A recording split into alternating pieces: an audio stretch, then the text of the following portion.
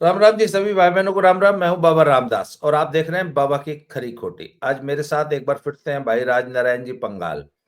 पंगाल साहब जो है, इनकी बड़ी पैनी नजर रहती है राजनीति के साथ साथ सामाजिक विषयों पर, और बड़े समाज से जुड़े हुए, बड़े अंदर तक घुसे हुए, कहते हैं ना, अंदर तक खुबे हुए, गड़े हुए।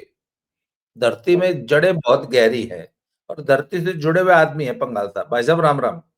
राम राम जी, अपने दर्शकों को भी राम राम। वैसे में एक बड़ा ज्वलंत मुद्दा है जिस पे कोई ध्यान नहीं दे रहा, न सरकार न समाज। हरियाणा में कुछ एरियाज में बहुत भारी संख्या जो है अविवाहित पुरुषों की है। एक तो जिनके लिए वर्ड भी बड़ा, समाज ने वर्ड भी बहुत गलत चुन रखा है, रांडे बोलते हैं, अविवाहित पुरुष युवक। तो सर, एक तो उनको समाज ने हंसी का पात्र बना दिया। एक तो समाज ने, समाज की वर्जनाओं ने, समाज के सिस्टम ने उनकी ये दुर्गति कर दी और ऊपर से उनको हंसी का और पात्र बना दिया। वो आज समाज के लिए एंटरटेनमेंट और जो भी शोषण आप सोच सकते हैं वो उनका गांव में हो रहा है। मैं ऐसे 2-3 वीडियो में कर चुका। एक भाई वीरेंद्र दुहन जी हैं हिसार के, वो मेरे चैनल पे आए। वो खुद भी अविवाहित हैं और जो अविवाहित युवकों की जो एक उन्होंने एक यूनियन बना रखी है उसके वो प्रवक्ता भी हैं। उनके साथ में 3 वीडियोस कर चुका हूं, भाई देव लोहान जी के साथ। तो मेरी शुरू से इच्छा थी कि मैं इस विषय पे आपसे बात करूं। पहले बताइए, क्या मतलब ये समस्या कितनी भयावह है, कारण क्या है? क्या सिर्फ जो रेशो है, मेल फीमेल रेशो, सिर्फ वही दोषी है या कुछ और भी कारण है? जी भाई साहब, सबसे पहले तो आपको मैं धन्यवाद करना चाहूंगा और आपके उन सभी चर्चाओं को मैंने ध्यान से सुना है। और इस सोशल मीडिया की दुनिया में जो कंटेंट है वो केवल आपने ही इस बारे में चिंता जाहिर करी है इस तरह के कंटेंट पे। और कंटेंट वर्ड इसलिए यूज कर रहा हूँ कि सोशल मीडिया पे कुछ भी आता है तो ये कंटेंट है आज के टाइम में। और मैं जब लॉ 5 ईयर में एडमिशन मेरा हुआ तो फर्स्ट ईयर और सेकंड ईयर में हमें सोशियोलॉजी भी एक सब्जेक्ट के तौर पे पढ़ाया जाता है। जी जो मैं ये मानता हूँ कि समाज शास्त्र को नंबर लेने के लिए और एक उसमें टीचर लगने के लिए या किसी सरकारी जॉब को प्राप्त करने के लिए ही समाज शास्त्र को हमारे छात्र पढ़ते हैं। पूरे इंडिया की बात की जाए तो, हिंदी भाषी क्षेत्र की बात की जाए, लेकिन सोशियोलॉजी को क्यों पढ़ाया जाता है इस बारे में शायद छात्र नहीं इतना ध्यान देते होंगे। ये आप भी इस बात से एग्री करेंगे, क्योंकि हमारे प्रोफेसर अमर सिंह वर्मा होते थे सोशियोलॉजी के, तो उनका जो पढ़ाने का ढंग था वो इस तरह से था कि अगर मतलब स्टूडेंट अच्छे से पढ़ना चाहे तो उसको वो समझ में आएगी वो चीज। तो फर्स्ट ईयर सेकंड ईयर में हमें एमए तक, फर्स्ट ईयर में तो ग्रेजुएशन तक का पढ़ाया गया और सेकंड ईयर में हमें पढ़ाया गया मास्टर तक का। जी तो उस दौरान मैंने उस समाज शास्त्र को पढ़ा और क्योंकि उसके बाद फिर एज एन एडवोकेट मैंने लीगल प्रैक्टिस की, तो वो चीजें मैंने समाज में देखी।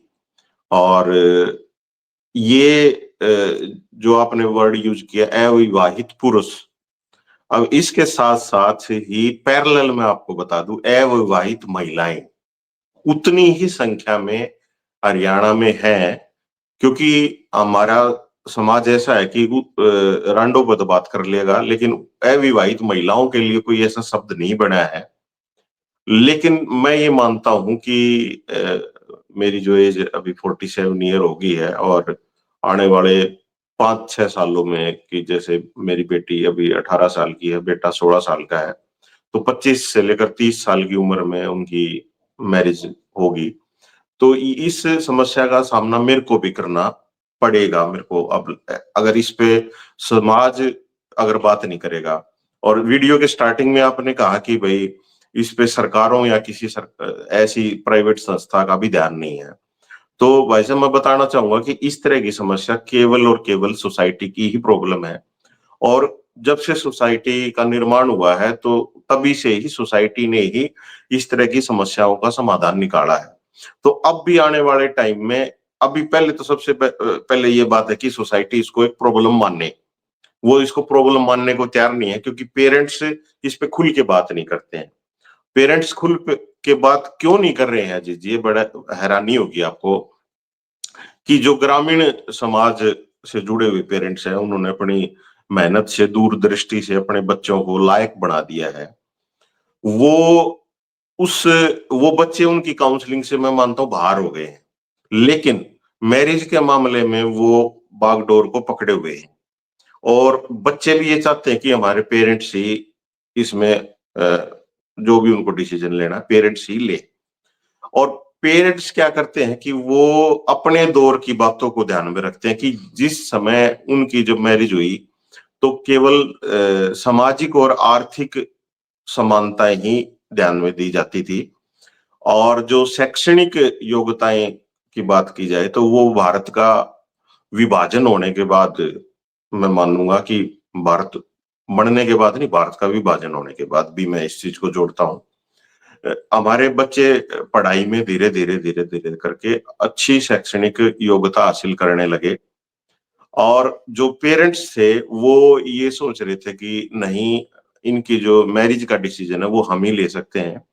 और मैरिज में जब वो अपने माँ बाप, क्योंकि उनके दादा दादी भी बच्चों के जीवित रहते हैं, इस एज में उनकी मैरिज होती है, लगभग जीवित होते हैं वो, तो वो अपने माँ बाप से, जो लड़के लड़की की मदर है वो अपनी माँ बाप से पूछती है, और जो दादा दादी से, मतलब नाना नानी दादा दादी का भी थोड़ा बहुत रोल होता है इसमें।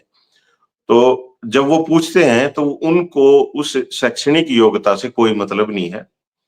और जो बॉडी शेम वर्ड एक यूज होता है, अब्रॉड में होता है, इंडिया में इतना यूज नहीं होता, उसको लेकर फर्स्ट प्रायोरिटी होती है उन पेरेंट्स की कि अ, उनका जो मैच है, वो फिजिकल जो अपीयरेंस है बच्चों की, वो दादा दादी और नाना नानी के लिए बड़ी इंपॉर्टेंट है। और एक गोत्र सिस्टम, भाई गोत्र को अवॉइड करना है, इंटरकास्ट मैरिज नहीं करनी है। जो पेरेंट्स है वो ये कोशिश करते हैं कि भाई दो गोत्र छोड़ लें तो भी ठीक है, चल जाएगा काम। या कुछ पेरेंट्स ऐसा सोचते हैं कि इंटरकास्ट भी मैरिज हो जाए तो कोई, मतलब उसमें लिबरल होते हैं। लेकिन जब वो दादा दादी नाना नानी को इन्वॉल्व करते हैं, आज आज के दिन ये समस्या आई हुई है, क्योंकि पिछले 2-3 सालों से मैं भी, मेरे जो जानने पहचानने वाले हैं, तो वो जैसे मेरे को बायोडाटा भेज देते हैं, तो मैं जैसे हमारे समाज में ये होता है कि लड़की वाले से हम बात नहीं करते, लड़के वाले से ही बात करते हैं। ये भी एक बड़ी प्रॉब्लम है सोसाइटी में। नहीं तो अगर हमें पता लग जाए कि ये लायक लड़की वहां है तो लड़के वाले को वहां पे किसी मीडिएटर के थ्रू बात कर लेनी चाहिए, लेकिन वो ये मानता कि नहीं, इससे तो तेरी हैसियत समाज में कमजोर हो जाएगी, तो हमेशा लड़की वाले को ही अप्रोच करनी पड़ती है। तो उसमें कुछ जो मैरिजों के जो प्रपोजल होते हैं उसमें मैं खुद शामिल रहा हूँ, और मेरे को बड़ी हैरानी होती है कि बहुत अच्छी पोस्टों पे या अच्छी जगह प्राप्त करने के बाद, बेटा हो या बेटी हो, जैसे यूपीएससी भी क्लियर कर दी है, एनडीए भी क्लियर कर दिया है, या अच्छा बिजनेस है, वहां इतना सब कुछ होने के बावजूद भी जब लड़के वाले से बात करते हैं तो वो ये फर्स्ट उसका रिएक्शन ये होता है कि हाँ पंगाल साहब, एक बार तो उसका जो है ना बायोडाटा भेज दो, और एक दो फोटो जरूर भेज देना। अब मेरे को बड़ी हैरानी होती है जी कि भाई आप एक बार शैक्षणिक योग्यता तो देखोगे कि आप जो सोच रहे हो अपने बच्चे के लिए कि मेरे बच्चे ने ये किया है, तो उसके लिए कम से कम ऐसा पार्टनर चाहिए, तो वो तो मैच करोगे। तो अब फोटो तो बहुत बाद की बात है, और फोटो क्या, आप आमने सामने बैठ के बात करो। उसके बच्चों को बात ही नहीं करने देना चाह रहे पेरेंट्स, अभी जो प्रॉब्लम आई हुई है।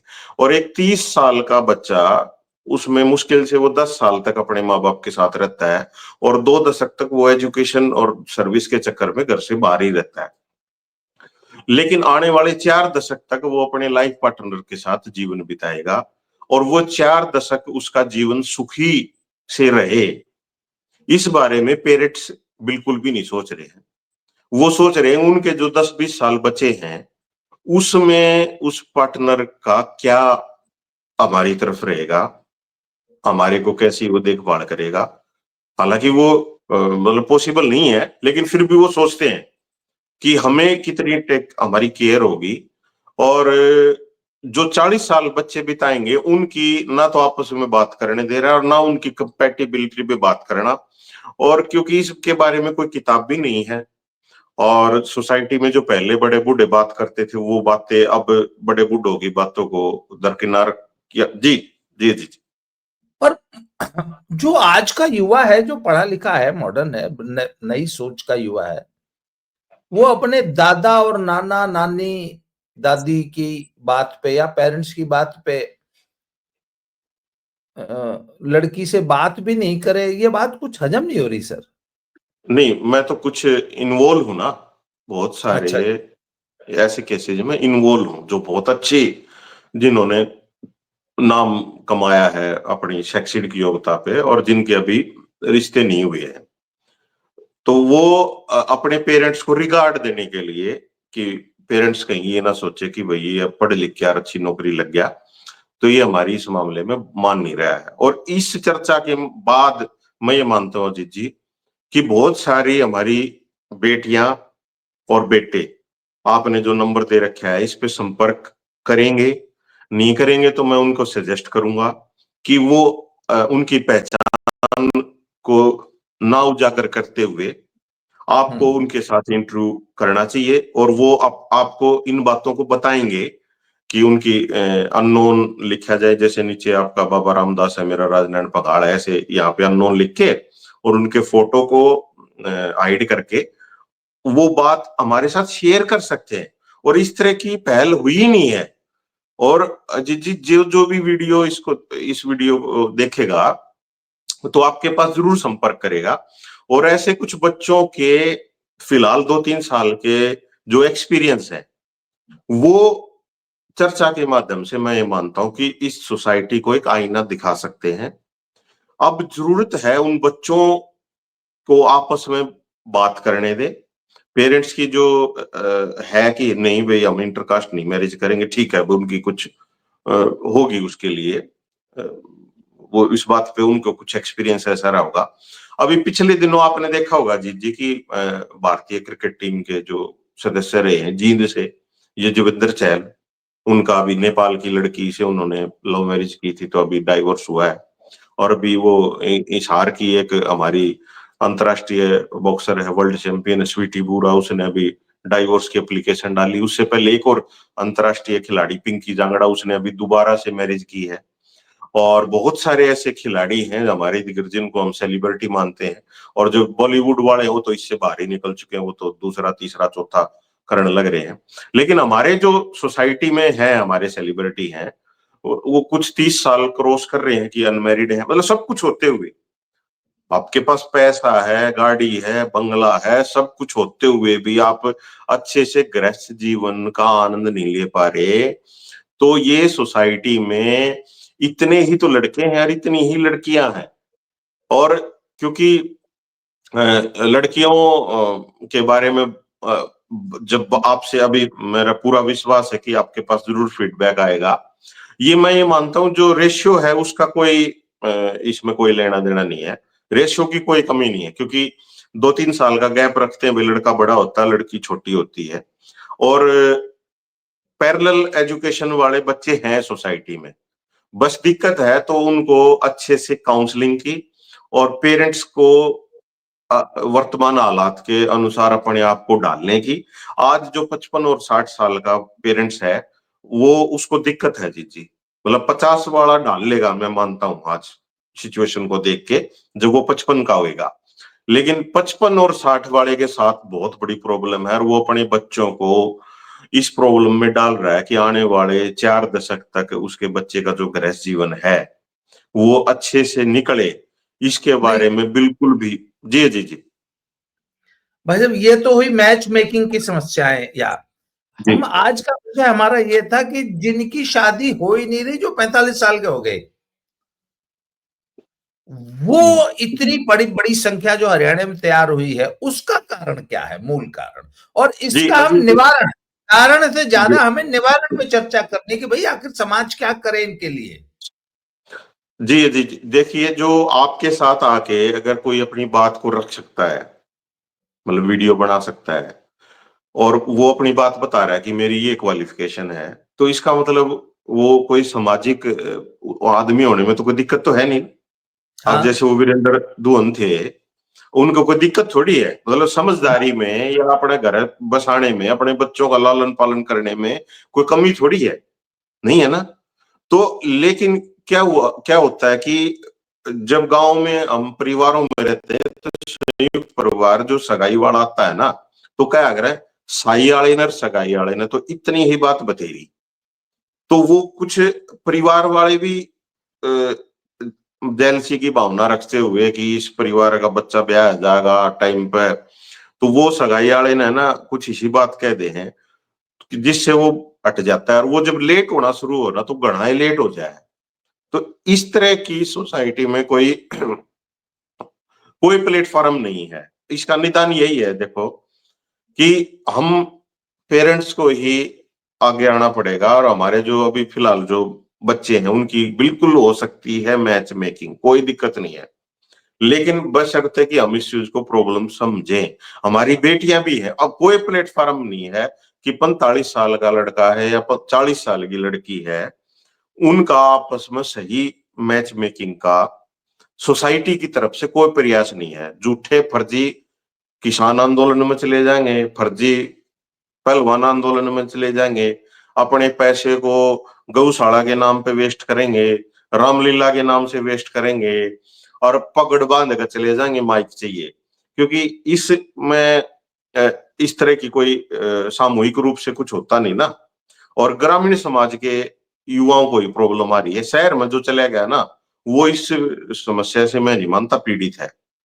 वो ग्रामीण जितने भी ये आंकड़े आ रहे हैं वीरेंद्र दून भाई ने आपको बताया है, वो सब ही ग्रामीण समाज से जुड़े हुए हैं, समस्या है। तो मुझे एक चीज, जी, जी, जी, जी, ग्रामीण समाज से नंबर वन, जी, अगर इनके हम सेट्स बनाए, सेट बनाए, तो ग्रामीण समाज में ये समस्या ज्यादा है, नंबर वन।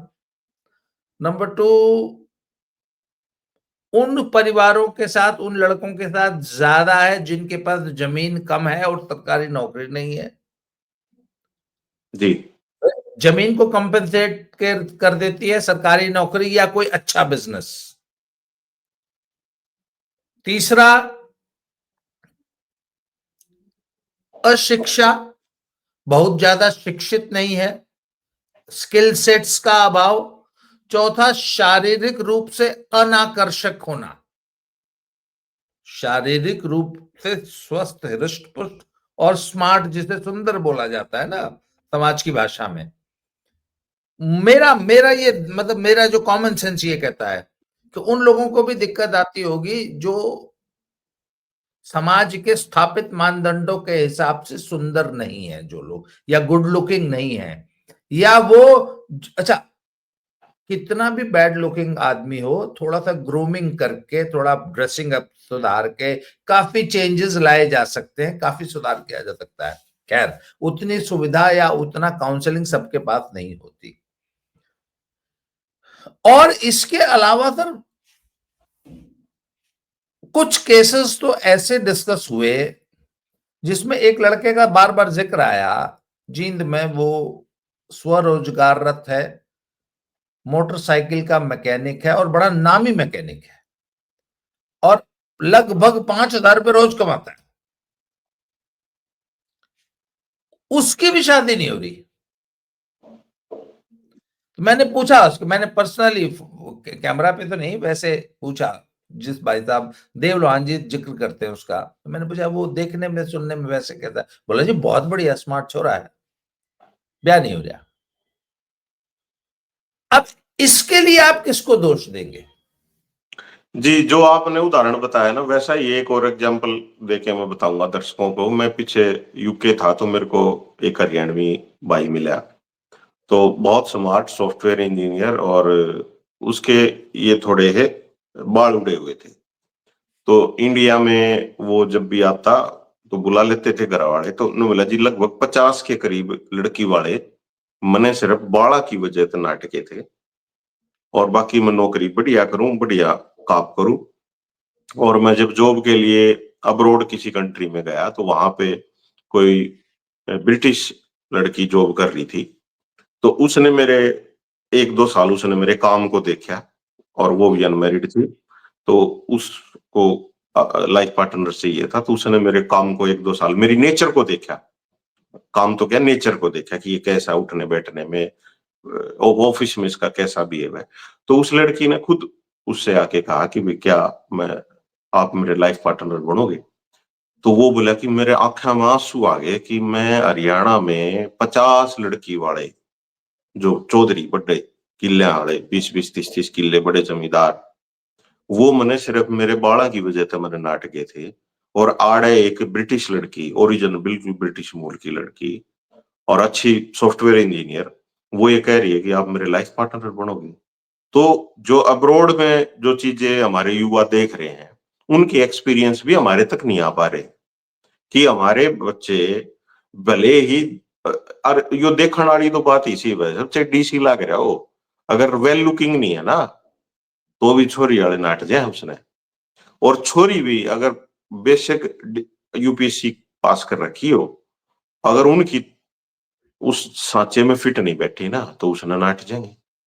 तो ये बॉडी शेमिंग जो वर्ड यूज कर रहा हूं कि ये हमारे ही देश में और प्रदेश में कि अच्छा किले होने चाहिए।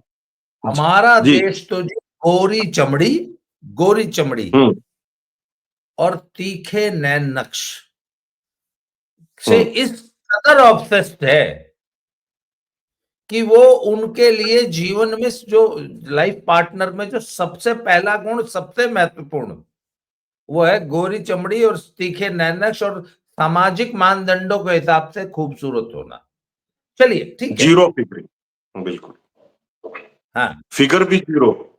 हाँ। अब एक मुझे एक चीज और बताइए, मेरी कई समझदार लोगों से बात हुई, मेरी एक इस पंजाबी यूनिवर्सिटी के एक रिटायर्ड प्रोफेसर हैं, डीन रिटायर हुए थे, उनकी उम्र है लगभग 80-82 साल। उनसे मेरी इस विषय पे ऑफ द रिकॉर्ड, उन्होंने कैमरा पे आने से मना कर दिया, चर्चा हुई। वो उन्होंने कहा जी देखिए ये कोई नई समस्या नहीं है, ये हमारे जमाने में भी 1930 40 50 60 70 में भी ये समस्याएं थी। उन्होंने कुछ एरियाज का जिक्र किया जहां तो कहते अगर 5 भाई होते तो एक की बड़ी मुश्किल से शादी होती थी। कुछ एरियाज ने जानबूझ के एक परंपरा बनाई थी कि 5 भाइयों की एक ही पत्नी आएगी, बहुपति प्रथा, वो भी पश्चिमी उत्तर प्रदेश में, उत्तराखंड में, हिमाचल में और बहुत सारे जनजातीय इलाकों में, और यहां तक कि पश्चिमी उत्तर प्रदेश तो हरियाणा का ही एक एक्सटेंशन है ना। हरियाणा में जी। के भी कुछ एरियाज में, पंजाब के कुछ एरियाज में कहते ये बहुत कॉमन था। तो अच्छा, कहते पुराने जमाने में उन्होंने मुझे बताया कि अगर 5 भाइयों में से किसी एक की भी शादी हो जाती थी तो वो पांचों की भाइयों की एक ही पत्नी, एक अंडरस्टूड एक व्यवस्था थी समाज में, और जिसको कि समाज में मान्यता प्राप्त थी। कई समाज तो जानबूझ के करते थे कि भाई बंटवारा ना हो, जमीनों का बंटवारा ना हो, इसलिए एक ही पत्नी रहेगी, पांचों भाई होगी।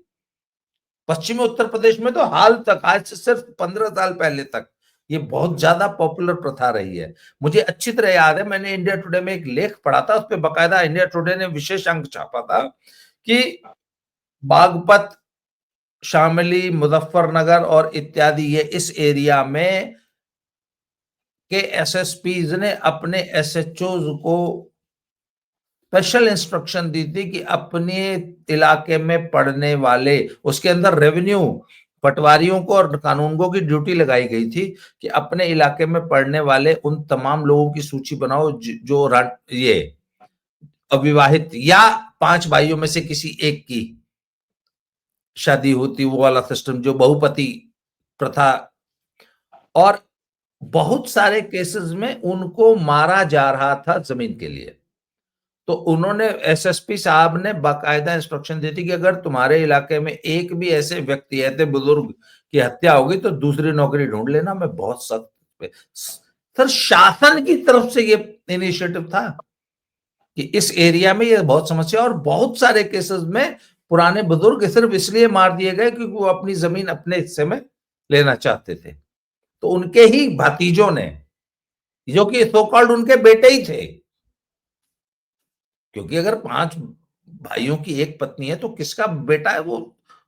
और वो कहते हैं बड़ी वेल डिफाइंड सिस्टम था कि एक का जो जूता, अगर कमरे के बाहर वो जूता उतार के जाते थे तो वो जूता वहां पड़ा है, इसका मतलब एक भाई उस पत्नी के साथ है।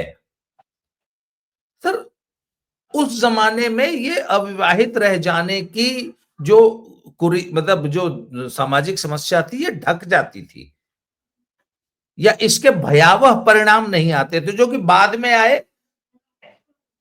पर आज की जो है, मैंने कई लोगों से पूछा, मैंने कहा भाई अगर मान लो एक आधे 2 भाइयों का ब्याह ना हो तो एक आधी और भाभी हो। बोला ना ना, इब तो कोई घर में दिख तो जा, उसने तो जो जिसका ब्याह नहीं होता वो तो इनके लिए मुफ्त का पाड़ी हो जाए, उसको तो घर के नौकर की तरह ट्रीट करते हैं। उसमें एक समस्या आपने और वो भी मेरी वीडियो में सुनी होगी कि कई केसेस में तो भाभीियों ने जानबूझकर षड्यंत्र करके अपने भाई, अपने देवरों को फंसा के उनका ब्याह नहीं होने दिया, सिर्फ इस चक्कर में कि इनकी संपत्ति। तो ये बहुपति प्रथा जो पुराने जमाने में इस समस्या को बहुत हद तक हल कर देती थी, वो इधर पिछले 15-20 सालों से एकदम खत्म हो गई। तो इसीलिए यह समस्या ज्यादा विकराल रूप धारण कर रही है, आपको ऐसा लगता है? बिल्कुल, देखिए एकल फैमिली हो गए, अब सब अपना-अपना जीवन जीना चाहते हैं और टॉलरेंस नहीं रही है बिल्कुल। वो चाहते हैं कि अपने बच्चे और अपना हस्बैंड बस, उसमें माँ-बाप के साथ भी नहीं रहना चाहते, भाई-बहन तो बहुत दूर की बात है।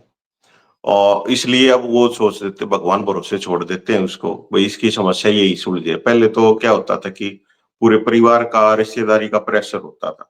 अब 2 ढाल की रिश्तेदारी हरियाणा में मूल रूप से एक खंडवे वाली और एक घाघरे वाली। खंडवे वाली मतलब हस्बैंड जो पुरुष है उसकी तरफ से, और एक घाघरे वाली जो महिला की तरफ से।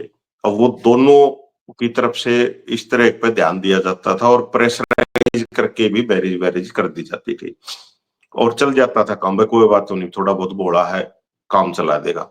अब तो वो चीज नहीं रही। अब तो एक तो शिक्षा में घुस गए हैं, सब बच्चों को एजुकेशन कंपलसरी होगी।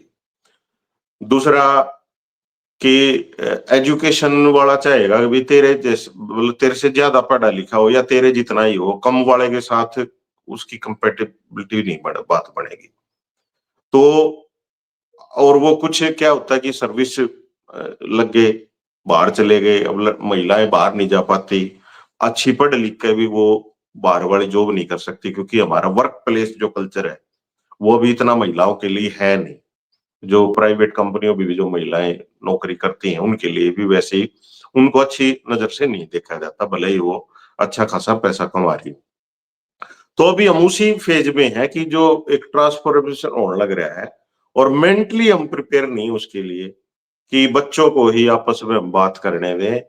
और बच्चे भी इस तरह के नहीं, उनमें इतनी स्किल नहीं है कि वो खुल के जाके किसी लड़की से बात कर पाए, क्योंकि लड़की वाले की तरफ से फिर उलाण आड़ का भी खतरा रहा, मतलब ये तारा छोरा हमारी छोरी तक ऊपर बात करा था।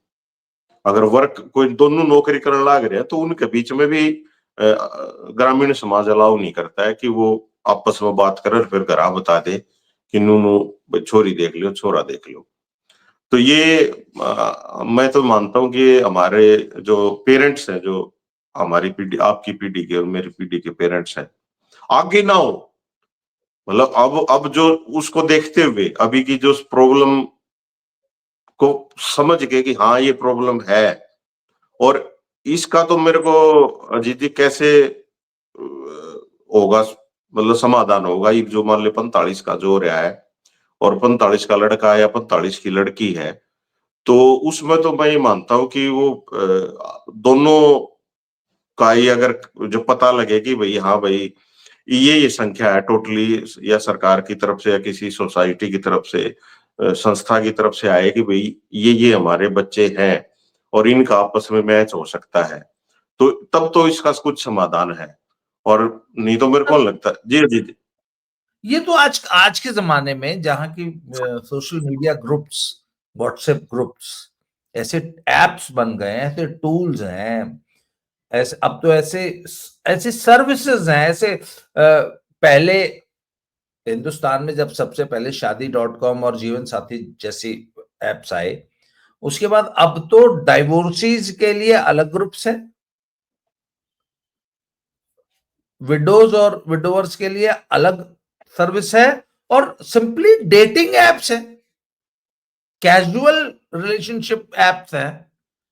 तो सर एक बात बताइए ना, आप कह रहे हैं कि जितने अविवाहित पुरुष हैं लगभग उतनी ही अविवाहित महिलाएं हैं। अच्छा, अविवाहित पुरुष में ज्यादातर मजबूरन अविवाहित हैं, उनका वो तो दिलो जान से चाहते हैं कि हो जाए, यहां तक कि आपको तो पता है खरीद तक के लाई जाती हैं पत्नियां, पैसे देने को तैयार है। मुझे लगता है कि महिलाओं में ऐसा नहीं होगा, महिलाओं में 90% ऐसी होंगी जो अपनी बाई चॉइस जो है वो अविवाहित हैं। ऐसी बात नहीं है, उनको अगर वो चाहे तो उनके रिश्ते आज भी आ जाएंगे। भाई जिस समाज में इतने, भाई मान लीजिए कोई 45 साल की अविवाहित लड़की है या डिवोर्सी है या विडो है, और जिस समाज में इतने, मैंने सुना है कि बड़े अच्छे लड़के भी अविवाहित रह जाते हैं, तो सर रिश्तों की तो कमी नहीं होनी चाहिए। क्या किसी प्रयास में कमी है, या कोई ऐसा सोशल ग्रुप या कोई ऐसा इनिशिएटिव चाहिए? इस चुनाव में सर एक एमएलए साहब थे, कोई पता नहीं मुझे, आप बता सकते हैं, उन्होंने कहा था कि मैं अविवाहित पुरुषों की शादियां कराने के लिए प्रयास करूंगा। अब उन्होंने लाइटली कहा, क्या कहा, उस पर क्यों, आखिर सर इस समस्या को इतने हल्के में क्यों लिया जा रहा है? क्योंकि ये मानते हैं कि हमारी प्रॉब्लम नहीं है, ये दूसरे की प्रॉब्लम है, सोसाइटी की प्रॉब्लम नहीं है। अब उनको ये नहीं पता कि सोसाइटी, किसी घर में, पड़ोसी के घर में कोई प्रॉब्लम है तो वो आपके भी आओगी, उसका असर आपके भी आएगा। तो वो इतनी व्यापक सोच सर मेरी सोसाइटी बात, के। हाँ, जी अगर आज मेरे 6 किले आते हैं, भगवान से की दया से मेरे 2-3 छोरे हो गए, फिर हम भी तो आ जाएंगे 1-1.5-2 किले के ब्रैकेट में। जी क्यों? सरकारी नौकरी तो मोदी जी ने वैसे ही खत्म कर दी, सरकारी नौकरी नाम की तो चीजें नहीं रहेगी। किले वो एक आज नहीं अगली जनरेशन में खत्म हो जाएंगे, जी एक्वायर हो अदिति, मैं जाएंगे। तो, जी मैं ये मानता हूं कि इस धरती पर आना, इंसान के रूप में आना बहुत बड़ी बात है। आप मतलब भगवान का आशीर्वाद है कि आप एक इंसान के रूप में आए हो, और एक दूसरे, जब आप खुद की इज्जत करोगे तभी आप दूसरे इंसान की इज्जत करोगे। तो इतनी टॉलरेंस हमारे सोसाइटी में, हमारे बच्चों में होनी चाहिए कि अगर इसमें कुछ छोटे मोटे, इसके नेचर में कुछ चेंज लेना है तो मैं ले आ सकता हूं या मैं ले आ सकती हूँ। मतलब लड़की को भी कॉन्फिडेंस होना चाहिए, लड़के को भी होना चाहिए कि हम, भगवान ने हमें बना दिया है। जी जी जी जी। हर जैसे जीवन साथी ऐप है या शादी.com ऐप है या जो भी है, इस टाइप के जो भी ऐप्स है, मैं ज्यादा नहीं, मैं 2 ही नाम जानता हूं। क्या हरियाणा के या जिस एरिया में भी ये अविवाहित पुरुषों या महिलाओं की समस्या है, उनके लिए कोई ऐप डेवलप करने की जरूरत है? या कम से कम सबसे पहले इसकी समस्या पे बातचीत करके लोगों को प्रेरित किया जाए, कोई तो सामने आएगा। सर आज तो इतने बड़े बड़े इनोवेशन हो रहे हैं, इतने बड़े बड़े, और जबकि ये संख्या अगर लाखों में पहुंच चुकी है,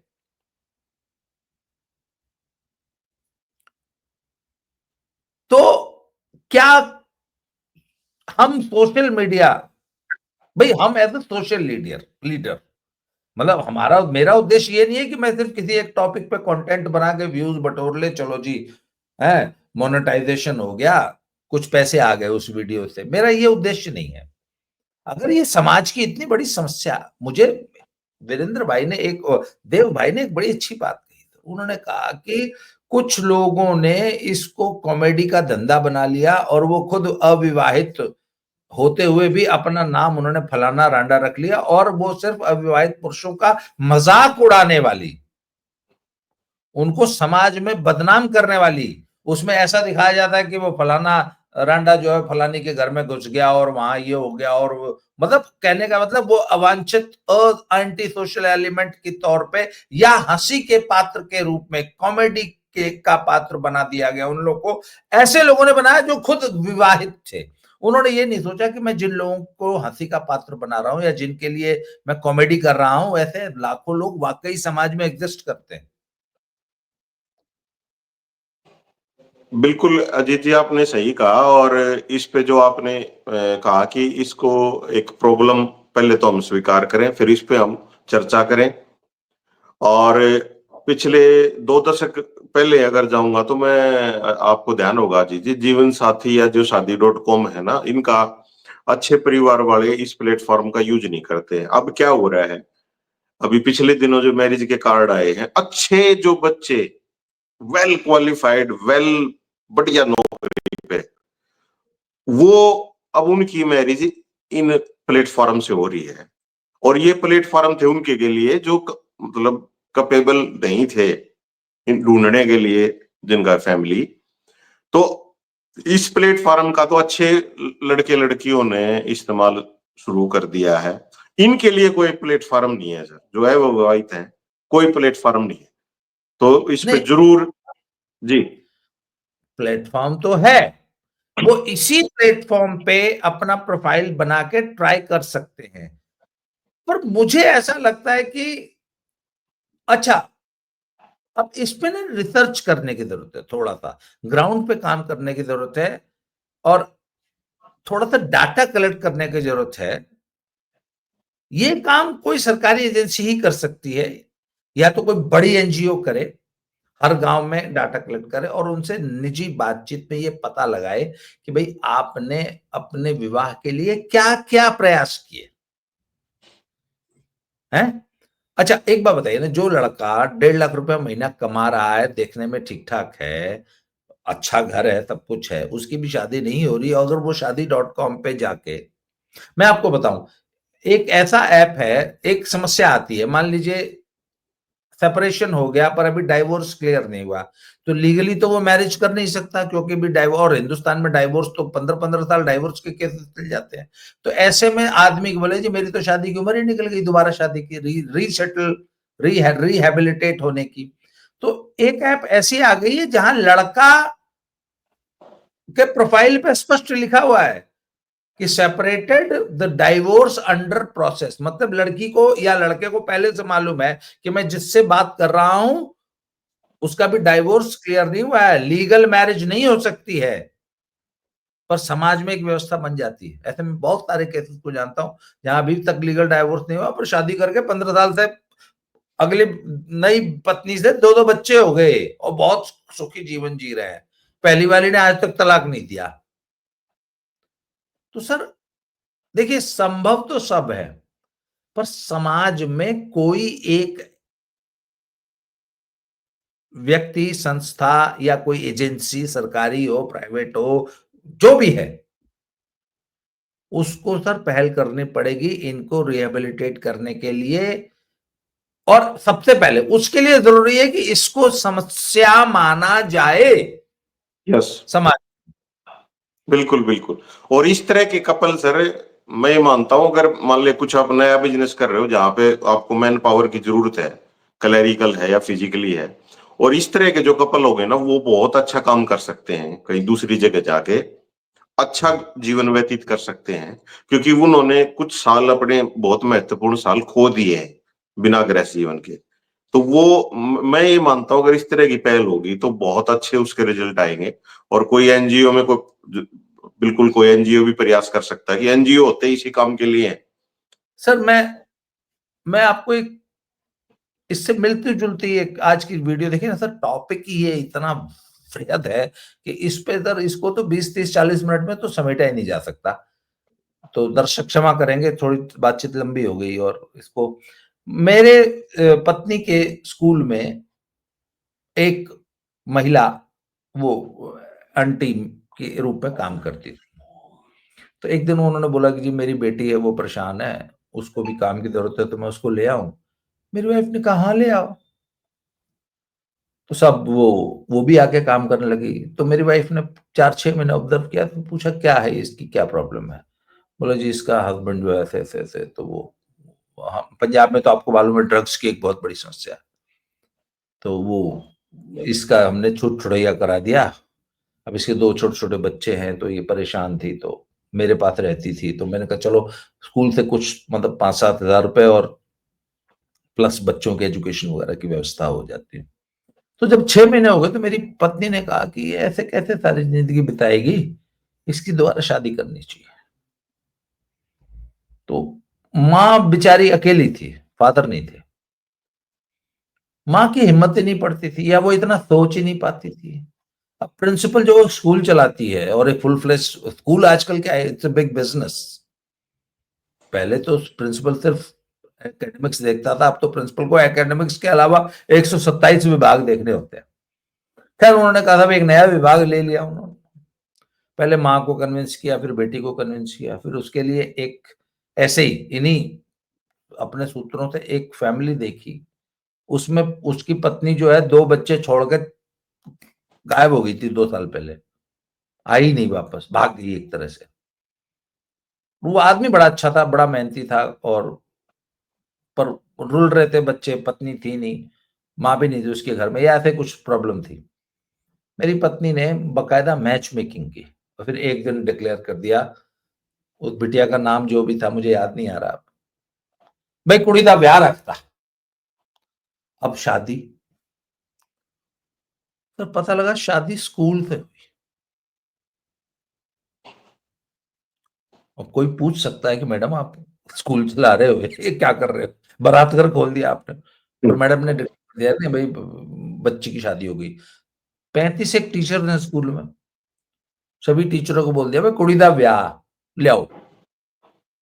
सर 4 दिन का नोटिस था, सिर्फ 4 दिन का टाइम था।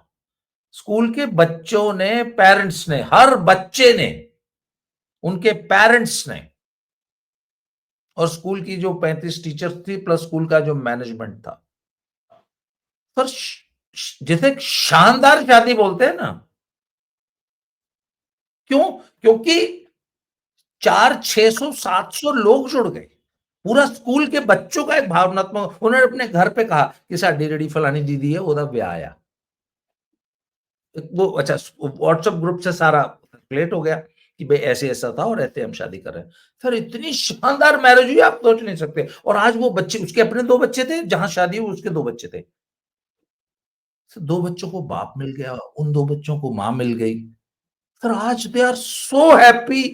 फिर वो शादी होने के 1 महीना बाद स्कूल में है। सर आप उसको पहचान नहीं सकते। शी लुक्ड सो ब्यूटीफुल नई ब्राइड बन के। सर अब कोई कह सकता है कि मैडम आपका काम स्कूल चलाना है, आप ये शादियां कराते फिर रहे हो। पर सर समाज में आपको बहुत सारे जिम्मेवारियां ऐसी सचमुच, अगर आप सचमुच सामाजिक प्राणी हैं, आप समाज के सेवक के रूप में खुद को देखते हैं। ये एक तो समाज सेवी नहीं जो समाज सेवी करके जो होर्डिंग छपाते हैं, वो वाली समाज सेवा नहीं, जो सचमुच समाज के लिए सोचने वाले लोग हैं, मेरे आपके जैसे लोग जो।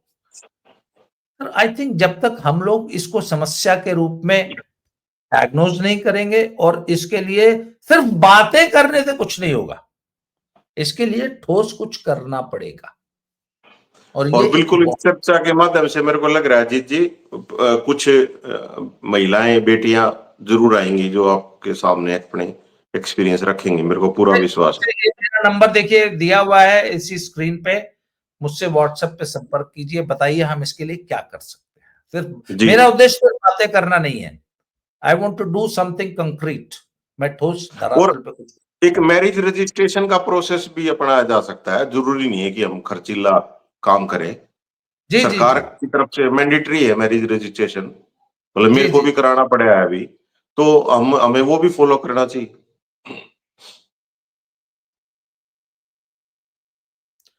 तो राजनारायण जी आपने समय दिया सर, बड़ा गंभीर विषय है, इस पे लगातार चर्चा करनी पड़ेगी। आज की बिल्कुल चर्चा को यहीं समाप्त करते हैं, पर इसको हम जारी रखेंगे जी जी। क्योंकि ये इतना बृहद विषय है ये, एक चर्चा से समाप्त होने वाला नहीं है, इस पे लगातार बात होनी चाहिए और इसके समाधान निकालने के लिए प्रयास करना चाहिए। सर आपने समय दिया, बहुत बहुत धन्यवाद सर, दोबारा मिलते हैं। जी, थैंक यू। जय श्री राम।